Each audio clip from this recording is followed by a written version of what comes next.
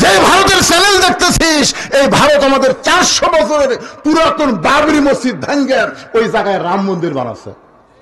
ভারতকে মন্দির বানানোর জায়গা নাই, যেরকম জায়গা আছে না নাই, তারপরেও মুসলমানের মসজিদ ভাঙ্গা ওই জায়গায় রাম মন্দির তৈরি করে মুসলমানের কলজা আগুন ধরা দিছে রে। ভারতের কোন চ্যানেল মুসলমানের ঘরে চলবে? আপনার বউ বলবে আমি তো জানি না, যারা মসজিদ ভাঙ্গা মন্দির বানাচ্ছে এই চ্যানেল তো দেখবো না। মেয়ে মানুষ কিন্তু একটু বুঝালি ভালো বোঝে, তোর কোন কথা ঠিক কিনা। সেদিন থেকে স্টার জলসা জি বাংলা দেখা তালাক হয়ে গেল। আপনার একটা 22 বছরের আইডিয়া আছে রূপ করতে, 22 বছরের আইডিয়া মানে আপনার ছেলে। আপনি দেখেন সারাদিন এমন একটা ফুল প্যান্ট পরে বেড়ায় যেটা পরে বসা যায় না, যেটা পরে বসা যায় না। সকালবেলা ওইটা পরে বের হয়ে গেল, সন্ধ্যার সময় বাড়িতে আইলো। আপনি জিজ্ঞাসা করতেছেন বাবু, লোকমান হাকিম যেরকম তার ছেলেকে নসিহত দিয়েছে, আপনি সেরকম নসিহত দেওয়ার জন্য বললেন বাবা সকালবেলা বের হয়ে গেলে সন্ধ্যার সময় বাড়িতে আসলি এই প্যান্ট পরে তো বসা যায় না। আব্বা আসলে তো বসা যায় না, টুলের উপর বসা যায়। এই প্যান্ট পরে তুই কি পেশাব করিসনি? বলে 3 বার করছি। তাহলে 3 বার পেশাব করলি, কেমনি করলি? তাই দাঁড়ায় করছিস। মুসলমানের বাচ্চা দাঁড়ায় পেশাব করলি, তুই কি জানিস বাবা ওই ব্যক্তির কবরে সবচাইতে বেশি আযাব হয় যে পেশাব থেকে পবিত্র হয় না। দাঁড়ায় পেশাব করে মনে করছে আমার সব পেশাব বার হয়ে গেছে, এই মনে করে টয়লেট দিয়ে মুছিছে, পানি দিয়ে পরিষ্কার করছে, এরপরও 3-4 ফোঁটা পেশাব যেই মাত্র সেন্টা নিছে 3-4 ফোঁটা টপ টপ করে পেশাব করছে। তাহলে 3 বার পেশাব করার কারণে 12 ফোঁটা পেশাব তোমার ন্যাঙ্গটির মধ্যে, তোমার প্যান্টের মধ্যে পড়ে গেল। ওটা সুইকে এক সময় জীবাণু হয়ে গেল। ওই নাপাক কাপড় যখন তুমি পরে আসো, তুমি কি জানো একদিন তুমি যুবক থাকবা না, একদিন তুমি মুরব্বী হয়ে যাবা, তখন নামাজ ধরে কোনো কাম হবে না বাজান। এই যে তুমি নাপাক অবস্থায় যৌবনকে নষ্ট করেছ, এই নষ্ট করার কারণে আল্লাহ তোমার কবরে আযাব দিবে। সবচাইতে বেশি আযাব ওই ব্যক্তির হবে যে পেশাব থেকে পবিত্র হয় না। এরকম সুন্দর করে বুঝাইলেন। আপনি আপনার ছেলের দিকে খেয়াল করলেন না। ও 3টা পর্যন্ত আর্জেন্টিনার খেলা দেখছে, মেসি কেমনে গোল করে, কিভাবে বল কাটে সব দেখছে, কিন্তু আজান দেওয়ার সময় আপনার ছেলে আর চেতন নাই। ও বেটা কম্বলের মধ্যে ঘুম পাড়তেছে। আপনি রাখালি করার জন্য ওই বেটাকে চেতন করার দরকার আছে না নাই? যেরকম আছে না নাই? আপনার বাড়িতে একটা মেয়ে আছে যাকে আমরা বলি বকনা। বকনা বকনা বোঝেন, রূপগতে বকনা, আর আসলে হচ্ছে 17 বছর একটা মেয়ে আছে। এই মেয়েটা হাই হিল পরে কিলকিল করে গোটা থালটা পরিহট্ট ঘুরে বেড়ায়। আপনার মেয়েটা যুবতী হয়ে গেছে। এখন আপনি চিন্তা করেন আপনার মেয়েকে আপনি কি বানাবেন? পরিমণি বানাবেন না ফাতেমা বানাবে? কথা বলেন না কেন, কি বানাবেন? যদি পরিমণি বানান তাহলে আপনার সঙ্গে আবার কোনো ওয়াজ নাই। আর যদি ফাতেমা তৈরি করতে চান, আমার মায়েরা বসে আছে, ফাতেমা থেকে ওয়াজ শুনবে। আল্লাহ নবী বলেছেন ফাতেমা তুই কি কখনো মনে করছিস তোর বাবা বিশ্ব নবী বলে আল্লাহ তোকে জান্নাত দেবে? ফাতেমা বলে বাবা আমি সবসময় তো এই কথা মনে করি, আমার বাবা হলো নবীদের নবী, সেই বাবার মেয়ে আমি আল্লাহ আমাকে জান্নাত দেবে। রাসূল বলে ফাতেমা তুই ভুল মনে করছিস মা, নবীর মেয়ে হওয়ার কারণে আল্লাহ তোকে জান্নাত দেবে না। জান্নাতে যদি যাবার চাও তাহলে জান্নাতের আমল করে তোমাকে জান্নাতে যেতে হবে। ফাতেমা বলে বাবা তাহলে মেয়েদের জন্য জান্নাতে যাওয়ার আমল কি? আল্লাহর নবী বললেন 1 নম্বর হলো নামাজ, 2 নম্বর রমজান মাসে রোজা, 3 নম্বর স্বামীর কথা মতো চলা, স্বামীর খেদমত করা, আর 4 নম্বর হলো সতীত্বের হেফাজত, পর্দা করা। ও ফাতেমা এই 4 নম্বর পর্দার আমল যদি তোমার ঠিক না থাকে, তুমি যতই আমল করো একটা আমলও আল্লাহর দরবারে কবুল হবে না। মেয়েদের জন্য সমস্ত আমলের মধ্যে পর্দাকে বেশি গুরুত্ব দেওয়া হয়েছে। পর্দা যদি না থাকে তাহলে মেয়েদের একটা আমলও কবুল হবে না। ও ফাতেমা দৈনিক 24 ঘন্টার মধ্যে 5 বার নামাজ পড়লে নামাজের হক আদায় হবে। বছরে 1 মাস রোজা রাখলে রোজার হক আদায় হবে। স্বামী যখন নিজেও খেদমত চাবে তখন স্বামীর খেদমত করবে, নিজের ইচ্ছাই যেন।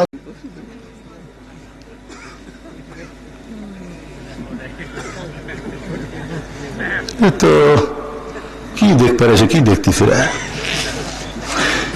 যেই মাত্র মুয়াজ্জিন বলেছে সঙ্গে সঙ্গে রাখাল। ইমাম সাহেব যখন ভুল করে তখন মানুষ লোকমা দেয়। আকামতি শেষ হয় নাই, তুমি আল্লাহু আকবার লোকমা দিলা, রাখাল বলতেছে এই জন্যই তো তুই কানা, এত বছর দেখবার আসিস এখন পর্যন্ত দেখবার পাস না। আরে পাগল কি জন্য লোকমা দিলাম তুই কি জানিস না? সঙ্গে সঙ্গে তৃতীয় কাতারে একজন সাহাবী দৌড়ে এসে রাখালে হাতটা হ্যাঁচকাতে বলে, পাগল রে, তোকে সামনে দেখার পরে আমার সন্দেহ হয়েছে যে মহান ব্যক্তিকে তুই কানা কানা বলে তিরস্কার করলি, এই মহান ব্যক্তিকে তুই চিনিস? রাখাল বলতে, ভাই আমি বারান্দায় নামাজ পড়ি, আমি ভিতরের কাউকে চিনি না। সাহাবী কান্দায় বলে, পাগল, যারা তুই কানা কানা বলে তিরস্কার করলি, ওই মহান ব্যক্তি হলো নবীর ডবল জামাই ওসমান গনি। একদিন নবী বলে, ওসমান, ওসমান, আল্লাহ তোমাকে কত সম্পদ দান করছে, তুমি তার হিসাব জানো? ওসমান বলে, ইয়া রাসূলুল্লাহ, হিসাব হলো আমার এতগুলা গুদাম আছে, যে গুদামের চাবি লাগানোর পরে, তালা লাগানোর পরে চাবি টানতে একটা উট হিমশিম খায়। তাহলে কত সম্পদ আল্লাহ দিছে, যে এই ঘরগুলা গুদামের চাবি লাগানোর পরে, এই তালা লাগানোর পরে, এই যে চাবি আগে তালা লাগানোর পরে যেটা থাকে তার নাম কি? এই চাবি টানতে একটা উট ক্লান্ত হয়ে যায়। আল্লাহ রাসূল বলে, ওসমান, আচ্ছা এইগুলা সম্পদ যদি আল্লাহ ফেরত চাই, তুমি কি দিবার পারবা? ওসমান গনি সঙ্গে সঙ্গে উটের রশি এনে নবীকে দেয়া বলে, হুজুর, শুধু শুধু চাবি না, গুদাম না, একটা উট সহ দিয়ে দিলেন। সঙ্গে সঙ্গে নবী বলে, আল্লাহ, পরীক্ষার রেজাল্ট কি? আল্লাহ বলে, আমার গানি ডিগ্রি আমি ওসমানকে দান করে দিলাম। সেদিন থেকে নাম হলো ওসমান গনি। আল্লাহ কোরআনে বলেছেন, আল্লাহু গানিয়ুন ওয়া আনতুমুল ফুকারা, একমাত্র আল্লাহ হলো ধনী, বাদ বাকি আমরা সবাই হলাম ফকির। আমরা সবাই কি? আরো জোরে করে, আমরা সবাই কি? আমরা হলাম ফকির। ওসমান গনি আল্লাহ নবীর ডবল জামাই। নবীর দুইটা মেয়েকে পরপর বিয়ে করেছে। প্রথম বিয়ে করেছিলেন রোকেয়াকে, রোকেয়া যখন দুনিয়া থেকে বিদায় নিল, এরপরে বিয়ে করেছে উম্মে কুলসুমাকে। আমার মায়েরা যারা বসে আছেন শোনেন মা, এক মেয়েকে বিয়ে করার পরে আর এক মেয়েকে বিয়ে করা ইসলামে জায়েজ। সেরকম জায়েজ আছে? একসাথে দুই মেয়ে বিয়ে করা জায়েজ আছে, কিন্তু একজনকে বিয়ে করে আর একজন যুবতী শালিক হুন্ডার পাশে লিয়া ঘোরা জায়েজ আছে। তে হুন্ডার পাশা উঁচে কে? পাশা উঁচে কে রে? আমি এক মেয়ের বাপের বাড়ি যে দেখি সিঁড়ির তলে এরকম একটা হুন্ডা থসে, ট্যাঙ্কি এরকম, তারপর সিট এরকম আসে, আবার পিছন থেকে উঠছে। আমি কইলাম, কে রে ভাই, এই ব্যবসায়ীদের হুন্ডা তো আগে ছিল না, এ কি? হুজুর, এই হুন্ডার নাম R15 হুজুর, আমার জামাই দেওয়া লাগতেছে, এই জন্য আমি কিনেছি। আমার জামাই দোপার মধ্যে বসে থাকবি, সামনে যে দোপা, এই দোপার মধ্যে বসে থাকবি, আর আমার বেটি পিছনে থেকে আর কান্দের উপর হাত দিবি। রে শালা, ডিমান্ড দিয়েছি, আপনি থাক। এটা একটা হুন্ডার সাইজ ক্যামেরা, কি সুন্দর সিট আগে থাকতো, 3-4 জন পর্যন্ত বসা যেত। ধরে কোন কথা ঠিক কিনা? বক্সারের সিট দেখেন না আপনারা? দিন দিন এমন অবস্থা, এর পিছনে মারেফত আছে। ধরে কোন কি আছে? রাখাল ছোট বাচ্চার মতন কাঁদতেছে, পাগলের মতন কাঁদতেছে, আর বলতেছে, আমি বারান্দায় নামাজ পড়ি, আমি ভিতরে ঢোকার সাহস কোনদিন পাইনি, কারণ ভিতরে নবীর দামি দামি সাহাবী, এই দামি দামি সাহাবীর মধ্যে আমি রাখাল কেমনে যাই? কিন্তু ওই পথিক আমার সর্বনাশ করছে। উমর ফারুকের দিকে আঙ্গুল তুলে বলতেছে, ওই পথিক আমার সর্বনাশ করেছে। ওই পথিক আমারে কইছে, উমরকে যদি দেখতে চাও তাহলে সামনে কাতারে দাঁড়াইবা। মেহরাবের মধ্যে যেই মানুষটা ইমামতি করতেছে, ওই মানুষটি হলেন হযরত ওমর। আমি শুধুমাত্র সারা জীবনের সাধনা এক নজর উমরকে দেখতে চাই, কিন্তু হযরত ওমরকে দেখতে এসে ওমরের জায়গায় ওই পথিককে যদি আমি দেখতে পাই তাহলে কেমনে থাকবো ভাই জানে? আমি লোকমা দিয়া ওই পথিককে মেহরাব থেকে সরায় দিয়া ওই জায়গায় তোমাকে আমি এক নজর দেখতে চাই। হাজার হাজার সাহাবীরা কাঁদতেছে। রাখাল চিল্লা বলে, বারান্দায় নামাজ পড়া ভালো, এই ভিতরে কেন কান্দা কান্দি শুরু হয়ে গেল? ওসমান গনি বলে, রাখাল ভাই, ভিতরে কান্দার কারণ হলো তুমি যারে পথিক পথিক বলতেছো, তিনি হলেন হযরত ওমর। গাছের গোড়া কাটলে গাছটা যেমন পড়ে যায়, রাখাল তেমনি পড়ে মেহরাবের ভিতরে কাটা মুরগির মতন ছটফট করে বলতেছে, ইয়া আমিরাল মুমিনিন, আমি আপনাকে তওবা পড়াইছি, আমি আপনাকে মুনাফিক কইছি, আমি আপনাকে ভণ্ড কইছি, এই অধম রাখালকে আপনি মহামান্য আমির হয়ে কিছুই বলেন না। ইয়া আমিরাল মুমিনিন, আপনি কিছুই বলেননি, আপনি কিছুই বলেননি। সঙ্গে সঙ্গে হযরত ওমর এক টানে রাখালকে তুলে বুকের মধ্যে জড়ায় ধরে কপালে একটা চুমা খায়। সাহাবারা বললেন, ইয়া আমিরাল মুমিনিন, যে রাখাল তওবা পড়ানোর কথা বলতেছে, যে রাখাল মুনাফিকের কথা বলতেছে, ভণ্ডের কথা বলতেছে, আপনি সেই রাখালকে বুকের মধ্যে নিয়ে কপালে চুমা দেওয়ার কারণ কি? ওমর বলে, সাহাবীরা রে, এত কথা হজম করার পিছনে একটাই মাত্র কারণ হলো, আমি রাখালকে দেখিনি, রাখালের মধ্যে আমার আল্লাহর কোরআন দেখেছি। আজকে যারা কোরআনের বিজয় চান, শুধু কোরআনের ওয়াজ শুনলে হবে না, বাস্তবে এই কোরআনকে গ্রহণ করা লাগবে। আর কোরআনকে যখন আমরা গ্রহণ করব, তখন মানুষের কোনো আইন থাকবে না, আইন চলবে আমার আল্লাহর। জোরে বলেন কথা ঠিক কিনা? লিল্লাহি তাকবীর।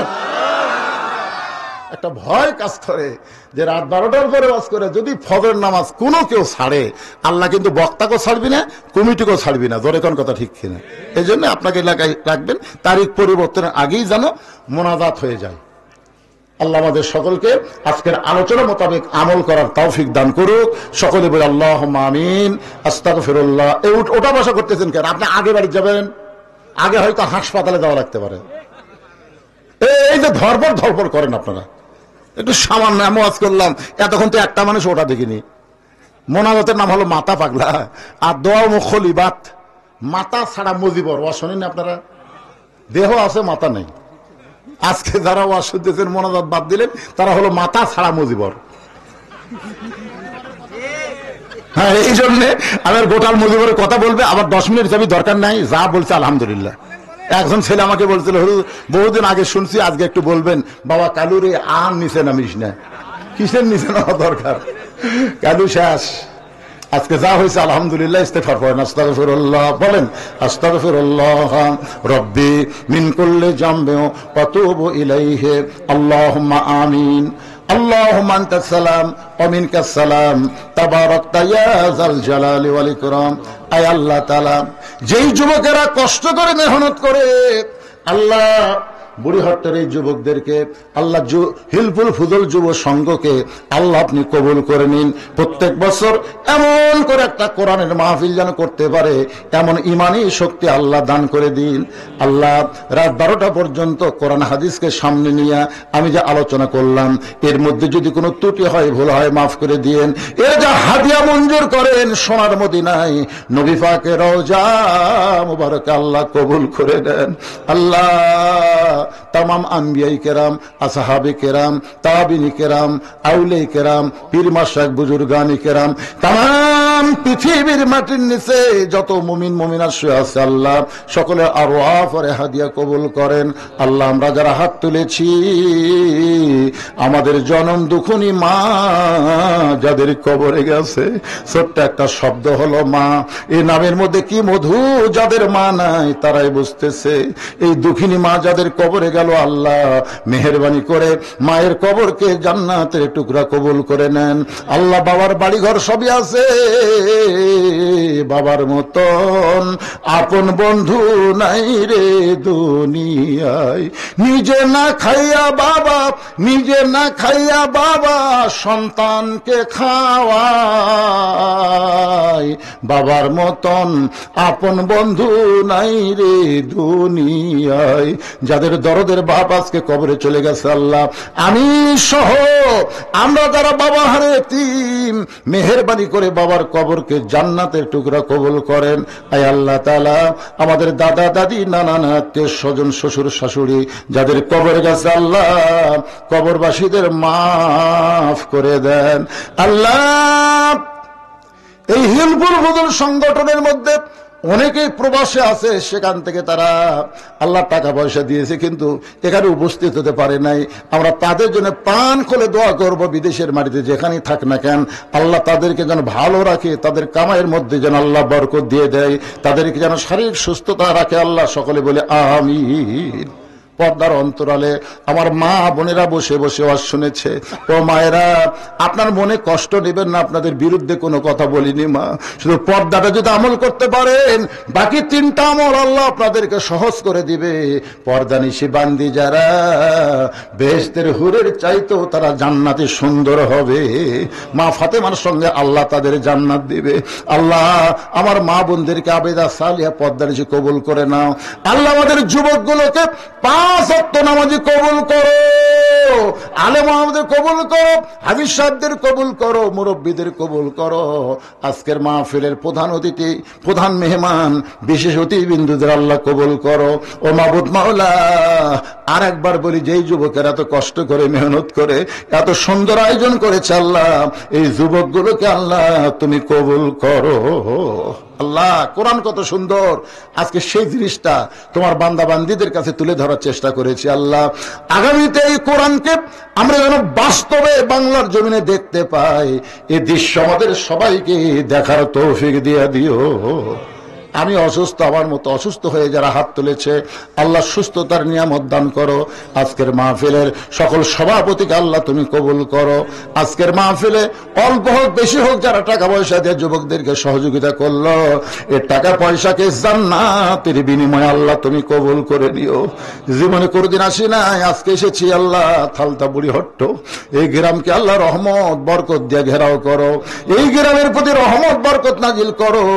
এই গ্রামের প্রতি আল্লাহ তুমি দরদি হয়ে যাও। আল্লাহ সবাই মিলেমিশে মহব্বতে বর্তমান সমাজ যেন বসবাস করতে পারি তৌফিক দিয়ে দাও। আল্লাহ ফজরের নামাজ আমাদের সবাইকে জামাতের সঙ্গে আদায় করার তৌফিক দান করে দাও। আল্লাহ আমার মিডিয়া ভাইদেরকে কবুল করো। আল্লাহ আল্লাহ এই মিডিয়ার মাধ্যমে আজকে গোটা পৃথিবীতে কোরআনের তাফসীর মানুষের ঘরে ঘরে পৌঁছে যাচ্ছে। আল্লাহ কত কষ্ট করে, কোথায় বাড়ি কোথায় আসে, খাওয়া দাওয়া ঠিক মতো হয় না, এরপরেও আল্লাহ তারা আজকে কোরআনকে প্রচারের ময়দানে নেমেছে। আল্লাহ তাদের প্রতি তুমি রহম করো, তাদের মিডিয়াকে কবুল করো, এই মিডিয়ার মাধ্যমে তাদেরকে হালাল রুজি অর্জন করার তৌফিক দিয়ে দাও। আল্লাহ সুবহান রাব্বিকা রাব্বিল ইজ্জাতি আম্মা ইয়াসিফুন ওয়া সালামুন আলাল মুরসালিন আলহামদুলিল্লাহি রাব্বিল আলামিন ওয়াজাল আখিরাতি কালিমাতুনা ইনদাল মাউতি। সকলে পড়েন লা ইলাহা ইল্লাল্লাহু মুহাম্মাদুর রাসূলুল্লাহ।